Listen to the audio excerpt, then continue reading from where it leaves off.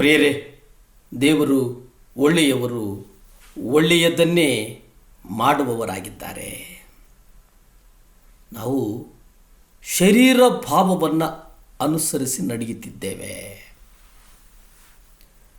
ರೋಮಪತ್ರಿಕೆ 8ನೇ ಅಧ್ಯಾಯ 13 ನಾವು ನೋಡುವುದಾದರೆ, ನೀವು ಶರೀರ ಭಾವವನ್ನು ಅನುಸರಿಸಿದರೆ ಸಾಯುವಿರಿ, ಆದರೆ ನೀವು ಆತ್ಮನಿಂದ ದೇಹದ ಕ್ರಿಯೆಗಳನ್ನು ಸಾಯಿಸುವುದಾದರೆ ಜೀವಿಸುವಿರಿ. ಪ್ರಿಯರೇ, ಸತ್ಯವೇದವನ್ನು ನಾವು ಧ್ಯಾನ ಮಾಡ್ತಾ ಅದರ ಆಳಕ್ಕೆ ಹೋದಾಗ ಬದುಕಿನ ಹೊಸ ಹೊಸ ಮಾರ್ಗಗಳು ನಮಗೆ ತೆರೆಯಲ್ಪಡ್ತವೆ. ಶರೀರ ಭಾವವನ್ನು ಅನುಸರಿಸಿದರೆ ಸಾಯ್ತೀರಿ, ಆದರೆ ನೀವು ಆತ್ಮನಿಂದ ದೇಹದ ಕ್ರಿಯೆಗಳನ್ನು ಸಾಯಿಸುವುದಾದರೆ, ಇಲ್ಲಿ ಗಮನಿಸಿ, ನೀವು ನಿಶ್ಚಯವಾಗಿ ಆಗ ವಿಶ್ವಾಸಿಗಳು ಅನೇಕರು ಈ ಲೋಕದ ಕೈಂಕಾರ್ಯಗಳನ್ನು ನಂಬುತ್ತಾರೆ. ಈ ಲೋಕದ ಕೈಂಕಾರ್ಯಗಳ ಹಿಂದೆ ಆ ನಂಬಿಕೆಯ ಜೊತೆಗೆ ಆ ಪಾಪವನ್ನು ಹಿಂಬಾಲಿಸಿ ಪಾಪದಲ್ಲಿ ನಡೀತಾರೆ ಅನ್ನುವಂಥದ್ದನ್ನು ನಾವು ಗ್ರಹಿಸಿದ್ದೇವೆ. ಒಬ್ಬ ಹೆಣ್ಣನ್ನು ನೋಡಿ ಮೋಹಿಸುವುದಕ್ಕಿಂತ ಒಂದು ಕಣ್ಣನ್ನು ಕಳೆದುಕೊಂಡು ಕುರುಡನಾಗುವುದು ಉತ್ತಮ ಎಂಬುದನ್ನು ಎಷ್ಟು ಜನ ನೀವು ನಂಬುತ್ತಾರೆ? ಬಲಗೈ ಲೈಂಗಿಕ ಪಾಪಕ್ಕೆ ಉಪಯೋಗಿಸಿದಂತೆ ಆ ಕೈಯನ್ನು ಕಡಿದು ಹಾಕುವುದು ಉತ್ತಮ ಎಂಬುದನ್ನು ಎಷ್ಟು ಜನ ನಂಬುತ್ತಾರೆ? ಯಾರ್ಯಾರು ಕೋಪವನ್ನು, ಲೈಂಗಿಕ ಪಾಪವನ್ನು ಗಂಭೀರವಾಗಿ ತೆಗೆದುಕೊಳ್ಳುವುದಿಲ್ಲವೋ ಅವರು ಕೊನೆಗೆ ನರಕಕ್ಕೆ ಹೋಗುತ್ತಾರೆ ಅನ್ನುವಂಥದ್ದನ್ನು ನೀವು ಯಾಕೆ ಗ್ರಹಿಸುವುದಿಲ್ಲ?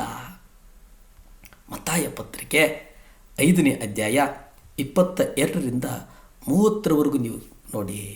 ನಾನು ನಿಮಗೆ ಹೇಳುವುದೇನೆಂದರೆ, ನಿಷ್ಕಾರಣವಾಗಿ ತನ್ನ ಸಹೋದರರ ಮೇಲೆ ಯಾವನಾದರೂ ಸಿಟ್ಟುಗೊಂಡು ಅವನು ನ್ಯಾಯ ತೀರ್ಪಿನ ಅಪಾಯಕ್ಕೆ ಒಳಗಾಗುವನು. ನ್ಯಾಯ ತೀರ್ಪಿನ ಅಪಾಯಕ್ಕೆ ಒಳಗಾಗುವನು. ಯಾವನಾದರೂ ತನ್ನ ಸಹೋದರನಿಗೆ ವ್ಯರ್ಥವಾದವನೇ ಎಂದು ಹೇಳಿದರೆ ಅವನು ನ್ಯಾಯಸಭೆಯ ಅಪಾಯಕ್ಕೆ ಒಳಗಾಗುವನು. ಇಲ್ಲಿ ನ್ಯಾಯಸಭೆ ಅನ್ನುವಂಥದ್ದನ್ನು ಮರೆತು ಬಿಟ್ಟಿದ್ದೇವೆ. ಒಬ್ಬ ವಿಶ್ವಾಸಿಯನ್ನು ಮದುವೆ ಮಾಡಿಕೊಂಡು ದೇವರ ವಾಕ್ಯಕ್ಕೆ ಅವಿಧೇಯತೆಯಿಂದ ನಡೆಯುವುದು ದೇವರ ಮುಂದೆ ಮುಷ್ಟಿಯನ್ನು ತೋರಿಸುವುದಕ್ಕೆ ಸಮಾನವೆಂದು ಎಷ್ಟು ಜನ ನಂಬುತ್ತೀರಿ? 2 ಕೊರಿಂಥ 6ನೇ ಅಧ್ಯಾಯ 14 ಬಹಳ ಸ್ಪಷ್ಟವಾಗಿ ಹೇಳುತ್ತದೆ. ನೀವು ಅವಿಶ್ವಾಸಿಗಳೊಂದಿಗೆ ಸೇರಿ ಸಮವಲ್ಲದ ನೊಗವನ್ನು ಹೊರಬೇಡಿರಿ. ನೀವು ಯಾರ ಜೊತೆ ನಿಮ್ಮ ಸಂಗಡ, ಯಾರ ಜೊತೆ ನಿಮ್ಮ ನಡಿಗೆ, ಯಾರ ಜೊತೆಗೆ ನಿಮ್ಮ ಆಪ್ಯಾಯತೆ, ಯಾರ ಜೊತೆಗೆ ನಿಮ್ಮ ಅನುರಾಗಗಳು, ಯಾರ ಜೊತೆಗೆ ನಿಮ್ಮ ಒಡಂಬಡಿಕೆ, ಯಾರ ಜೊತೆಗೆ ನಿಮ್ಮ ಸಲ್ಲಿಗೆ, ನೀವು ಅವಿಶ್ವಾಸಿಗಳೊಂದಿಗೆ ಸೇರಿ ಸಮವಲ್ಲದ ನೊಗವನ್ನು ಹೊರಬೇಡಿ. ಸಮವಲ್ಲ. ನಿಮ್ಮನ್ನು ನೀವು ಪರೀಕ್ಷೆ ಮಾಡಿಕೊಳ್ಳಿ. ಯಾಕೆಂದರೆ ಅನೀತಿಯೂ ಕೂಡ ನೀತಿಗೆ ಅನ್ಯೂನ್ಯತೆಯೇನು? ಎಂದಿಗೂ ಅನೀತಿ ನೀತಿಗೆ ಸಮವಾಗುವುದಿಲ್ಲ. ಕತ್ತಲೆಯೇ ಕೂಡ ಬೆಳಕಿಗೆ ಐಕ್ಯವೇನು? ಎಂದಾದರೂ ಕತ್ತಲು ಮತ್ತು ಬೆಳಕು ಏಕಕಾಲದಲ್ಲಿ ಸಮವಾಗಿ ನಡೆಯುವುದಕ್ಕೆ ಸಾಧ್ಯವೇ? ಕತ್ತಲು ಅಂಧಕಾರವನ್ನು ತರ್ತದೆ, ಕತ್ತಲು ನೋವನ್ನು ತರ್ತದೆ, ಕಣ್ಣೀರನ್ನು ತರ್ತದೆ, ಹಿಂಸೆಯನ್ನು ತರ್ತದೆ.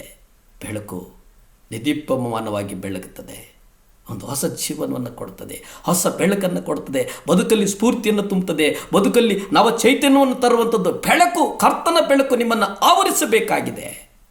ಆದರೆ ಇವತ್ತು ನಿಮ್ಮನ್ನು ಆವರಿಸುವುದಾದರೂ ಏನು? ಪರಿಶುದ್ಧ ಆತ್ಮನ ಅಭಿಷೇಕವನ್ನು ಮರೆತು ಬಿಟ್ಟಿದ್ದೇನೆ. ಯಾಕೆ?